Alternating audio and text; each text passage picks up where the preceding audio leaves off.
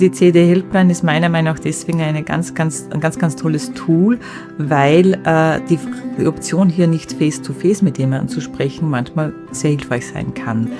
Denn es gibt ja immer wieder Themen, die auch sehr intim sind, wo man vielleicht gar nicht so gern drüber spricht, wenn man jemanden in die Augen schaut, was sonst ja der Sinn ist.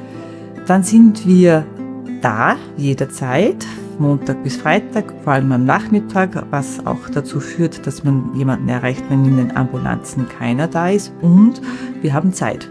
So viel Zeit, wie wir benötigen, bis zu 2 Stunden. Ob ein Telefonat 10 Minuten dauert, 30 Minuten oder 45 Minuten, ist völlig egal. Wir haben kein zeitliches Limit, auch das ist ein ganz großes Plus. Und wir sind natürlich auch kontinuierlich da. Auch hier ist es so, dass es Personen gibt, die wissen schon, am Dienstag erreiche ich diese Nurse, am Donnerstag erreiche ich die andere. Und ja, da kann man auch teilweise so fortlaufend dann über Geschichten und Probleme eben sprechen.